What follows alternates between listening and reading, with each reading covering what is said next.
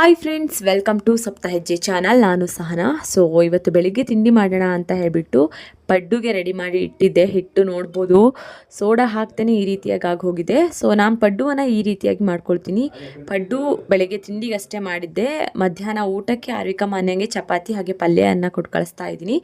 ಇದು ಪಾಲಕ್ ಸೊಪ್ಪನ್ನು ಹಾಕಿಬಿಟ್ಟು ಸಾಂಬಾರನ್ನು ಮಾಡಿದ್ದೆ. ಸೊ ಅಲ್ಲಿಂದ ನಾವು ತೋಟಕ್ಕೆ ಹೊರಟ್ವಿ. ಸೊ ತೆಂಗಿನ ಸಸಿನೂ ಕೂಡ ಹಾಕ್ಸಿದ್ದೀವಿ, ಬಟ್ ಶಾರ್ಟೇಜ್ ಆಗಿದೆ. ಸೊ ಅದಕ್ಕೆ ಇನ್ನೂ ತಂದು ಕೊಡ್ಬೇಕು. ಐ ಥಿಂಕ್ ಒಂದು 15 ಇನ್ನೂ ಕಡಿಮೆ ಆಗಿದೆ. 75 ಏನೋ ತಂದಿದ್ದು. 75 ಫುಲ್ ಕಂಪ್ಲೀಟ್ ಆಗಿದೆ. ಅಂದರೆ ಇಲ್ಲೇನಿದೆಯಲ್ಲ ಇಲ್ಲಿ ಒಂದಿಷ್ಟಾಗಿದೆ. ಆಮೇಲೆ ಇಲ್ಲಿ ತೋಟ ಇದೆಯಲ್ಲ ಇದ್ರ ಸುತ್ತ ಹಾಕಿದ್ದೀವಿ ತೆಂಗಿನ ಸಸಿಯನ್ನು. ಸೊ ಗುಣಿ ಸುತ್ತ ಮಾಡಿಸ್ತಾ ಇದ್ದಾರೆ ಅನಿಸುತ್ತೆ, ಗೊತ್ತಿಲ್ಲ ನನಗೆ, ಹೋಗಿ ನೋಡ್ಬೇಕು. ಇವಾಗಷ್ಟೇ ಬಂದಿದ್ದೀವಿ. ಸೊ ಇದು ಏನು ಫುಲ್ ಕಂಪ್ಲೀಟ್ ಇದೆಯಲ್ಲ ಇದ್ರ ಸುತ್ತನೂ ತೆಂಗಿನ ಸಸಿ ಹಾಕಿರೋದು ಕಾಣುತ್ತೆ ಅನಿಸುತ್ತೆ ನಿಮಗೆ. ಸೊ ಇದಕ್ಕೆ ಹಾಕಿ ಆಮೇಲೆ ಈಚೆ ಸೈಡ್ ಒಂದು ಸ್ವಲ್ಪ ಇದೆಯಲ್ಲ ಇಲ್ಲಿಗೆ ಕೂಡ ಉಳಿದಿರೋ ತೆಂಗಿನ ಸಸಿಯನ್ನು ಹಾಕಿದ್ದೀವಿ. ಇಲ್ಲಿ ಇನ್ನೊಂದು 15 ಗಿಡಗಳು ಕಡಿಮೆ ಆಗಿದೆ ಅಂತ ಹೇಳ್ತಾ ಇದ್ದಾರೆ. ನೋಡ್ಬೇಕು ಇವಾಗ ಒಳಗೆ ಹೋಗ್ಬಿಟ್ಟು ಹೇಗಾಗಿದೆ ಅಂತ. ಚೆನ್ನಾಗಾಗಿದೆ ಆ್ಯಕ್ಚುಲಿ. ಇದು ನೋಡೋದಕ್ಕೆ ಏನೋ ಒಂಥರ ಚೆನ್ನಾಗಿ ಅನಿಸುತ್ತೆ. ಕ್ಲಾಸ್ಗೆ ಹೋಗೋಣ ಅಂತ ಹೇಳಂದರೆ ಕ್ಲಾಸ್ಗಳು ತಗೊಳ್ತಾ ಇಲ್ಲ. ಸುಮ್ಮನೆ ಯಾಕೆ ಹೋಗೋಣ, ಮನೇಲಿ ಕೂಡ ಕೆಲಸಗಳಿದ್ದಾವೆ. ಇನ್ನೂ ಏನು ಕ್ಲೀನ್ ಮಾಡ್ಕೊಂಡಿಲ್ಲ. ಹಾಗಾಗಿ ದಿನ ಒಂದೊಂದು ರೂಮ್ಗಳನ್ನು ಕ್ಲೀನ್ ಮಾಡಿಕೊಂಡ್ರೆ ಆಯಿತು ಅಂತೇಳಿ ಫುಲ್ ತುಂಬ ದಿನ ಆಗೋಯ್ತು. ಇನ್ನು ಹಬ್ಬಗಳು ಕೂಡ ಶುರು ಆಗುತ್ತೆ. ಮತ್ತು ಕ್ಲಾಸ್ಗಳಿದ್ದರೆ ಇಂಟರ್ನಲ್ಸು ಅದು ಇದು ಬಂದುಬಿಟ್ರೆ ನನಗೆ ಓದ್ಕೊಳ್ಳೋದಕ್ಕೂ ಆಗೋಲ್ಲ. ಮತ್ತು ಆರ್ವಿಕನ್ಗೂ ಮಾನ್ಯಂಗೂ ಕೂಡ ಓದಿಸ್ಬೇಕಲ್ಲ. ನಂದು ಓದಿಸೋದಕ್ಕಿಂತ ನನಗೆ ಆರ್ವಿಕಾ ಮಾನ್ಯಂಗೆ ಓದಿಸೋದಕ್ಕೆ ಟೈಮ್ ಬೇಕು. ಸೊ ಅದಕ್ಕೆ ಗಿಡಗಳು ಇಲ್ಲಿಂದ ಹಾಕಿದ್ದಾರೆ. ಸೊ ಇಲ್ಲಿ ನೋಡ್ಬೋದು ಎಷ್ಟು ಚೆನ್ನಾಗಿದೆ ಅಂತ. ಇದು ಒಂದು ಗಿಡಕ್ಕೆ ಎಷ್ಟು 150 ಅಂತ ಅನಿಸುತ್ತೆ. ಒಂದು ಗಿಡಕ್ಕೆ. ಮೊನ್ನೆ ನಾವು ಅಲ್ಲಿ ಚನ್ನಗಿರಿಲಿ ಕೇಳಿದಾಗ 250 ಅಂತ ಹೇಳಿದರು ಒಂದು ಗಿಡಕ್ಕೆ. ಬಟ್ ಇದು ಇಲ್ಲೇ ಎಲ್ಲೋ ಬಂದಿರೋದಂತ ಅಂತ ಹೇಳ್ತಾಯಿದ್ರು.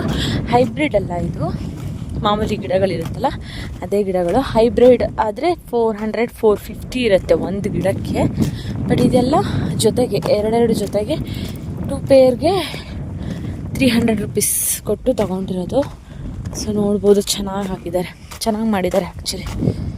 ಅಯ್ಯೋ ಇಲ್ಲೊಂದು ಮಳೆ ಆ್ಯಕ್ಚುಲಿ ಈ ಮಲೆನಾಡಿಗೆ ಕಂಪೇರ್ ಮಾಡಿದ್ರೆ ಅಲ್ಲಿ ಸ್ವಲ್ಪ ಮಳೆ ಬಂದರೂ ಜಾಸ್ತಿ ಅದಂಗೆ ಅನ್ಸುತ್ತೆ. ಇಲ್ಲಿ ಎಷ್ಟು ಮಳೆ ಬಂದ್ರೂ ಇನ್ನೂ ಚೆನ್ನಾಗಿ ಮಳೆ ಬಂದಿದೆಯಂತೆ. ಬಟ್ ಮಳೆ ಬಂದಾಗ ಆ ಥರ ಕಾಣ್ತಾನೆ ಇಲ್ಲ ನೋಡಿ ಹೇಗಾಗಿದೆ ಅಂತ ಹೇಳಿ. ಅಂದರೆ ನೆಲ ಥಂಡಿ ಆಗಿದೆ, ಬಟ್ ಅಷ್ಟೊಂದು ಅದಕ್ಕೆ ಹಾಲಿಟ್ಟ ತಕ್ಷಣ ಕೆಸರಾಗೋ ಥರ ಇಲ್ಲ. ಚೆನ್ನಾಗಿ ಹಾಕಿದಾರಲ್ಲ, ಇಲ್ವಾ? ಗಿಡನೂ ಚೆನ್ನಾಗಿದ್ದಾವೆ.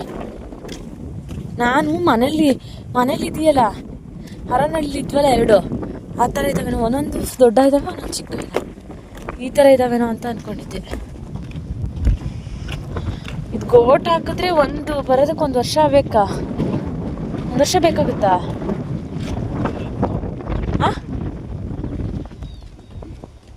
ಹತ್ರ ಹಾಕ್ಬೇಕಾಗಿತ್ತಾ? ಇಲ್ಲಿ ಇನ್ನೂ ಒಂದು ಗಿಡ ಬರುತ್ತಲ್ವಾ, ಬೇಡವಾ? ಇಲ್ಲಿ ಹುರುಳಿಕಾಳನ್ನು ಹಾಕಿದ್ವಿ. ಹುರುಳಿಕಾಳು ಬಂದಿದೆ ಇಲ್ಲಿ, ಚೆನ್ನಾಗಿ ಬಂದಿದೆ ಗಿಡಗಳು ಸಣ್ಣ ಸಣ್ಣದಾಗಿ. ಮಳೆ ಬಂದಿದ್ದರಿಂದ ಇವಾಗ ಸ್ವಲ್ಪ ಚಿಗುರು ಕೊಡ್ತವೆ. ಇದಕ್ಕೆ ಸ್ವಲ್ಪ ನೀರು ಬಂದರೂ ಸಾಕಂತ ಅನಿಸುತ್ತೆ, ಬಂದುಬಿಡುತ್ತೆ ಗಿಡಗಳು. ಬೇರೆ ಗಿಡಗಳು ಹಾಕಿ ಬತ್ತು ಹೋಗೋದಿಲ್ಲ. ನಾವು ಅಲ್ಲಿ ತೋಟದಲ್ಲಿ ವೆಜಿಟೇಬಲ್ಸಿಂದೆಲ್ಲ ಗಿಡ ಹಾಕಿದ್ದೀವಲ್ಲ, ಫುಲ್ಲು ಚಿಗುರಿದ್ದಾವೆ, ಬಟ್ ಎಲ್ಲ ಒಣಗೋಗ್ಬಿಟ್ಟಿದ್ದಾವೆ. ಇದು ಎಷ್ಟೊಂದು ದಿನ ಮಳೆನೇ ಇಲ್ಲ ಅಲ್ಲಿ ಕಂಪೇರ್ ಮಾಡಿದ್ರೆ. ಬಟ್ ಇದು ಇನ್ನೂ ಗ್ರೀನಾಗಿ ಹಾಗೆ ಇದೆ. ಒಂದೊಂದು ಗಿಡಗಳೇ ಆಗಿರುತ್ತೆ. ಈ ಹುರುಳಿಕಾಳು ಸ್ವಲ್ಪ ಸ್ಟ್ರಾಂಗ್ ಅಂತಲೇ ಅನಿಸುತ್ತೆ. ಮಳೆ ಬರದೇ ಇದ್ರೂ, ಸ್ವಲ್ಪ ಮಳೆ ಇದ್ರೂ, ನೀರಿನ ಅಂಶ ಇದ್ರೂ ಕೂಡ ಸಾಕು, ಬೆಳ್ಕೊಳ್ತವೆ ಅನಿಸುತ್ತೆ. ಸೊ ಅಡಿಕೆ ಸಸಿಗಳ ಮಧ್ಯೆ ಕುರುಶನಿ ಬೀಜಗಳನ್ನು ಹಾಕಿದ್ದೀವಿ. ಇವಾಗ ಏನು ನೋಡ್ತಾ ಇದ್ದೀರಲ್ಲ, ಇದೆಲ್ಲ ಕುರುಶನಿ ಬೀಜಗಳು. ಸ್ವಲ್ಪ ದಪ್ಪ ಆಗಿದೆ, ತೆಳುವಾಗಿ ಹಾಕಬೇಕಾಗಿತ್ತು. ಮಳೆ ಕೂಡ ಇಲ್ಲದೆ ಇರೋದ್ರಿಂದ ಅಲ್ಲಲ್ಲಷ್ಟೇ ಬಂದಿದೆ. ಮಳೆ ಬಂದರೆ ಚೆನ್ನಾಗಿ ಬರ್ತವೆ ಅನಿಸುತ್ತೆ. ಜೊತೆಗೆ ಅವರೆಕಾಳನ್ನು ಕೂಡ ಹಾಕಿದ್ದೀವಿ.